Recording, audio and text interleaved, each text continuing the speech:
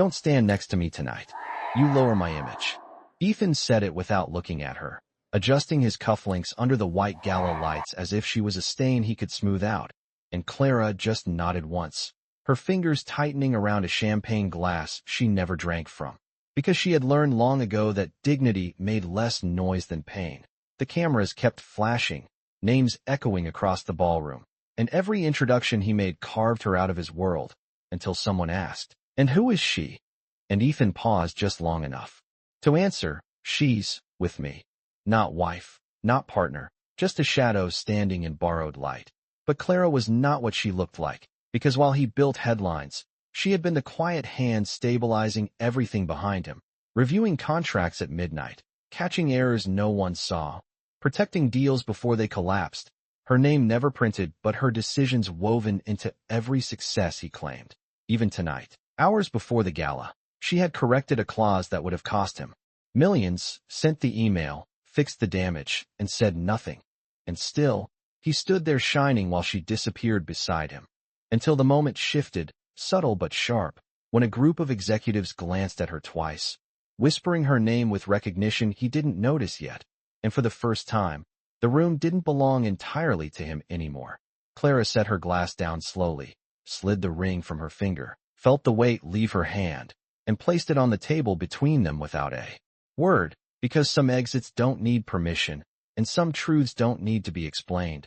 But as Ethan turned, finally noticing the silence she left behind, he had no idea that the woman he just erased was the one holding the only thing his empire couldn't survive without. The next morning, her chair sat empty and no one touched it, because every email thread she handled stopped moving within hours and confusion spread quietly across the floor. Ethan noticed first when a contract came back flagged, not approved, not corrected, just returned with errors he had never seen before. 3 hours later, his assistant stepped in, voice tight, saying the legal team could not finalize the deal Clara reviewed overnight. Ethan frowned, annoyed, said fix it, but no one moved. Because no one knew how. She had fixed things before. By noon, 2 partners delayed meetings, citing inconsistencies in documents she usually stabilized before sunrise. The silence around her absence grew louder than any argument she never made. Then came the first crack, a senior analyst whispering, "She caught this kind of issue last quarter." And suddenly the room shifted, because they were not talking about her as a wife anymore, but as a system they had depended on. Ethan felt it then, something slipping beneath his control, something invisible he could not replace with authority. By early afternoon, his phone buzzed nonstop, investors asking for clarity, timelines slipping, confidence thinning. He walked past her desk once, then again, as if she might reappear if he moved fast enough. But she did not, and the gap she left kept expanding. His assistant hesitated before speaking again, quieter this time, saying Clara personally prevented a compliance breach last month that could have shut everything down. Ethan stopped, really stopped, because no one had ever told him that. The room felt different now, like everyone else was starting to see something he had missed. And as another deal stalled without explanation, one question began pressing harder than anything else. If she was not here to hold everything together, how much of his empire was actually hers? 3 weeks later, Clara walked into a glass office building downtown. No spotlight, no cameras, just quiet movement and purpose. She carried a slim folder, no ring, no hesitation, and when the receptionist looked up, her tone changed instantly. "Ms. Hayes, they are expecting you upstairs." The elevator doors closed, and no one questioned why she was there. Inside the conference room, 3 senior partners stood when she entered, not out of politeness, but recognition. One of them said, "We reviewed your recommendations." Every line held. And Clara nodded once, calm, like this was normal. She did not explain how she saw what others missed. She never did. 30 minutes later, they offered her a consulting role, short-term, high stakes, full control over risk review. No one asked about her past. They only cared about what she could see that others could not. Across the table, one executive leaned in and said quietly, "You prevented a collapse we did not even know was coming." And, for the first time, someone said it out loud. Clara did not smile, but her silence felt different now, not invisible, but chosen. At the same time, Across town, Ethan sat in another meeting that kept falling apart, details slipping, confidence thinning, and for the first time, his name did not carry the same weight. One of his investors asked a simple question: "Who handled your internal risk checks before?" And Ethan paused too long.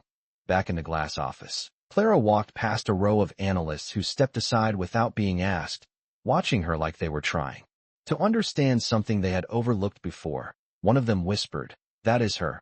Like a quiet realization spreading. She was no longer standing beside power, she was becoming part of it. And as Ethan's assistant placed a file on his desk marked urgent, containing a proposal tied to Clara's new work, he stared at her name printed clearly for the first time, realizing this was no coincidence. And if she was now on the other side of the table, how much had she already taken with her that he still believed was his? The meeting room was already full when Ethan walked in, voices low, tension thick, and then it stopped the second the door opened again behind him.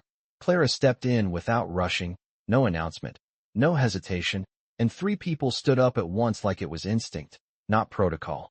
Ethan turned, confused, because no one ever stood for her before, not even him. One of the partners moved a chair forward for her, saying, "We were waiting on your input," and she simply nodded, placing her folder down like she had always belonged there. Ethan stayed standing a second too long, then sat, but something already felt off, like the room had shifted without asking him. The presentation started, but it was not his voice leading anymore. It was hers, calm, direct, cutting through noise without effort. She spoke in clear points, no filler, and each sentence closed a gap he had not even noticed was open. Halfway through, someone asked a question about risk exposure, and Ethan opened his mouth to answer, but Clara spoke first, already ahead, already solving it. The room listened to her, not out of politeness, but trust. Ethan leaned back slightly, watching, trying to catch up to something that used to move around him, not ahead of him. Then came the moment that hit harder than anything else, when one of the senior executives said, "We adjusted our entire model based on her recommendations," and no one looked at Ethan when they said it. Clara did not react, did not look at him, did not need to. She just continued, steady, controlled, like this was normal. Ethan felt it then, not anger, not yet, but something sharper, the first crack of doubt. When the meeting ended, people approached her first, asking for her thoughts, her approval, her time, while he stood just behind them, waiting without realizing it. Finally, he stepped closer, voice lower now, controlled but tight. "Clara, we need to talk." And for the first time, she looked at him fully, not soft, not distant, just clear. She held his gaze for a second, then said, "About what you lost, or what you never understood," and turned away before he could answer. Ethan stood there, words stuck, because he did not know which one hurt more. As she walked out, someone handed her a new document, urgent, high level, and she took it without asking, while Ethan watched the door close behind her, realizing this was no longer about catching up. It was about something deeper he had never seen, and whatever she was holding now, it was already shaping decisions he could not control. The room did not reset after she left, it tilted. Within hours, her notes from that meeting moved across departments like instructions no one questioned. A compliance team rewrote their report using her framework, and for the first time, they cited her by name in a shared document everyone could see. Ethan saw it on the internal feed, Clara Hayes, lead reviewer, and the line sat there longer than it should have. By mid-afternoon, a partner postponed Ethan's presentation, saying they needed her sign off before moving forward.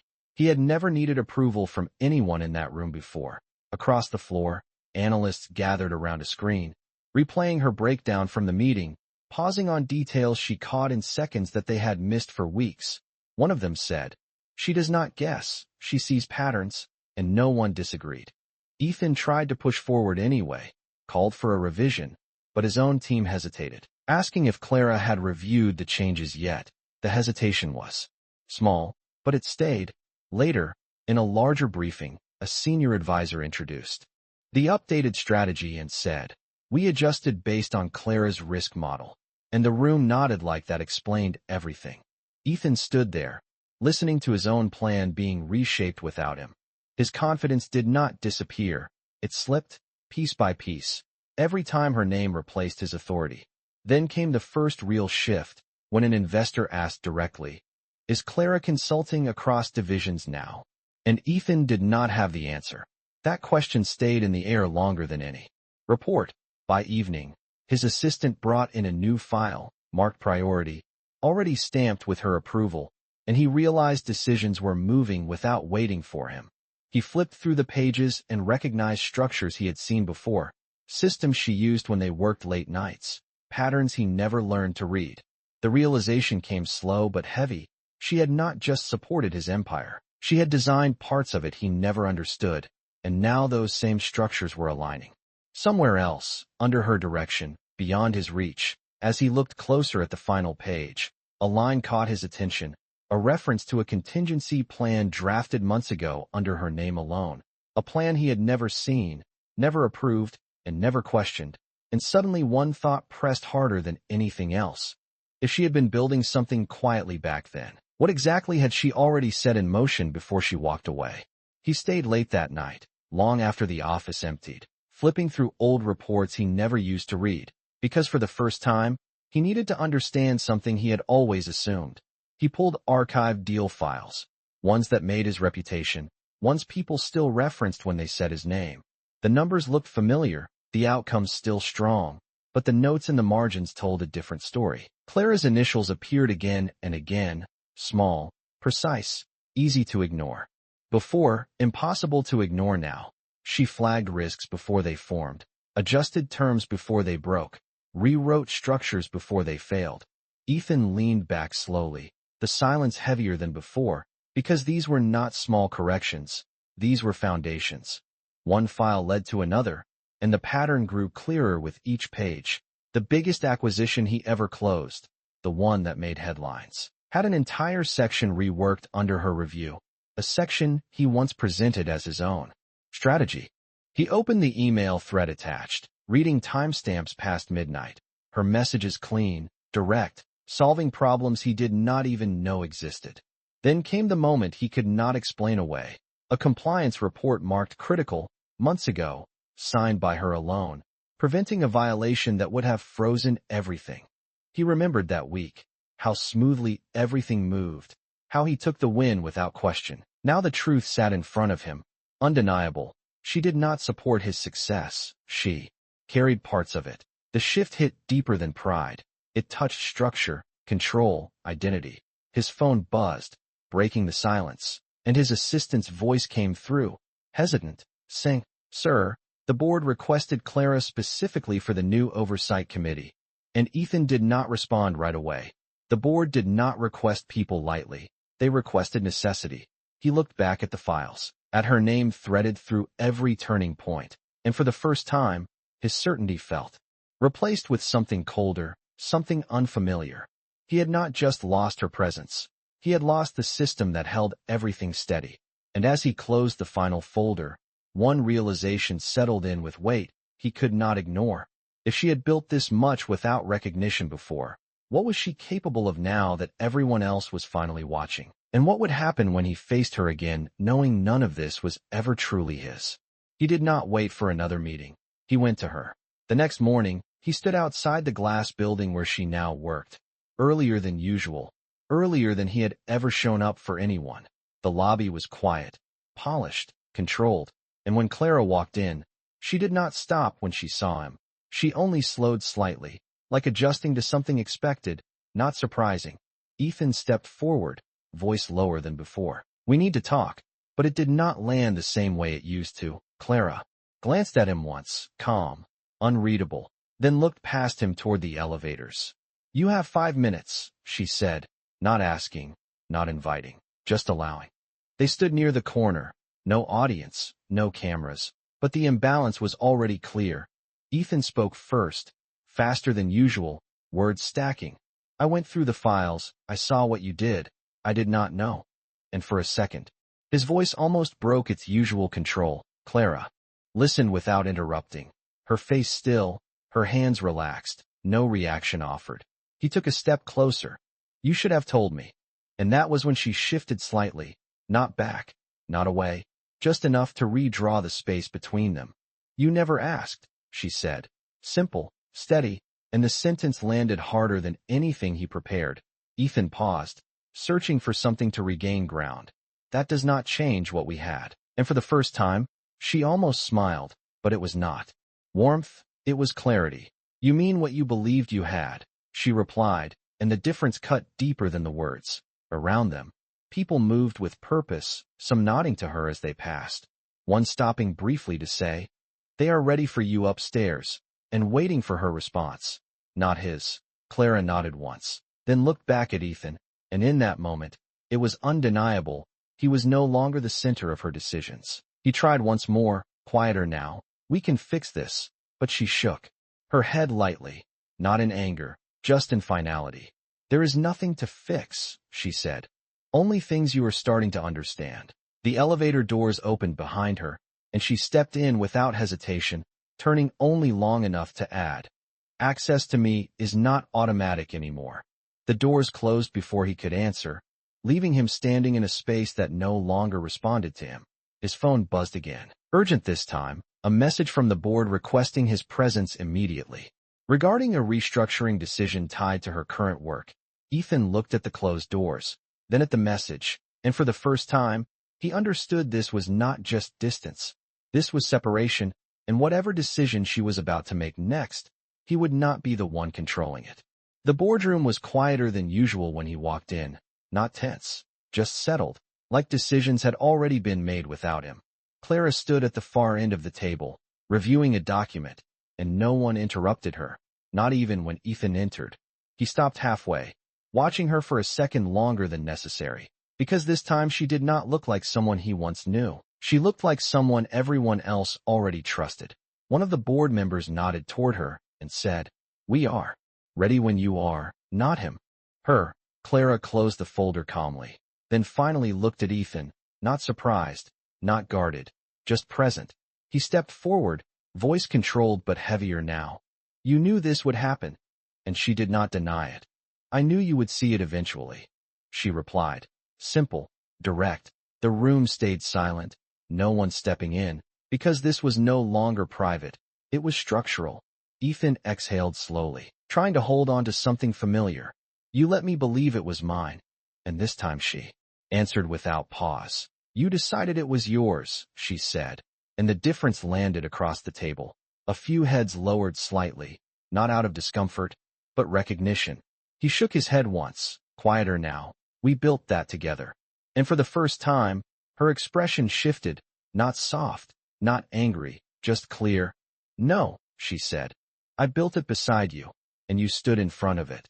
The words did not rise. They settled, and nothing in the room challenged them. Ethan felt it then, fully. Not just what he lost, but what he never understood. His voice dropped, almost asking now, "So what happens now?" And Clara held his gaze just long enough to answer without hesitation. "Now it moves without you," she said. No anger, no pause, just fact. Across the table, another executive slid a document toward her, waiting for her decision, not his. Ethan looked at it, then at her, realizing no one was checking his reaction anymore. The shift was complete. He took a breath, one last attempt to reach something that was already gone. "Clara, I can change this." And that was when she ended it, not loudly, not dramatically, just completely. "You are not part of my future," she said, steady, final, and there was nothing left in her voice that belonged to him. The room did not react, because to them, this was already understood. Ethan stood there, the silence around him no longer neutral, but distant, like a space he could not step back into. Clara picked up the final document, signed it, without hesitation, and passed it forward.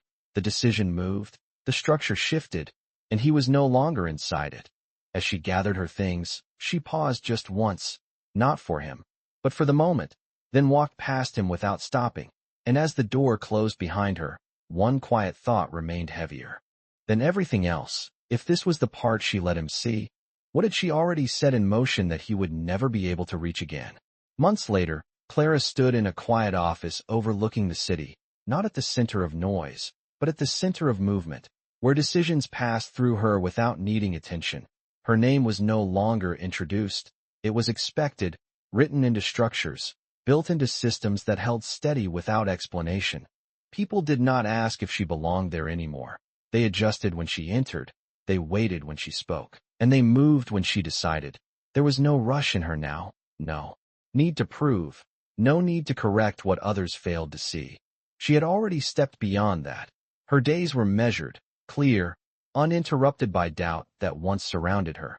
Across town, Ethan sat in a smaller office than before, not stripped, not broken, just quieter, like something had settled around him that he could not move. His name still carried weight, but not the same certainty, not the same control. Meetings no longer paused when he spoke. They continued, steady, independent, shaped by something he now understood too late. Sometimes he opened old files again, not searching for answers anymore, but tracing where he stopped seeing what was always there. He no longer blamed, no longer questioned. He simply understood. The silence between what he believed and what was true had finally closed. One evening, as the sun dropped behind the buildings, he stood by the window, watching the reflection of a city that moved without waiting for him. And for the first time, he did not try to step back into it. He let it pass. Somewhere else in that same city, Clara stepped out of her building, the air calm, her pace steady, her phone silent in her hand. She did not look back, not at the building, not at anything behind her, because nothing behind her was unfinished anymore. The distance between them was no longer conflict. It was completion. Once, she stood beside him, unseen, holding everything together. Now she stood alone, not needing to be seen at all. And in that quiet distance, one truth remained, simple and final. He finally understood her value when she no longer needed him to see it.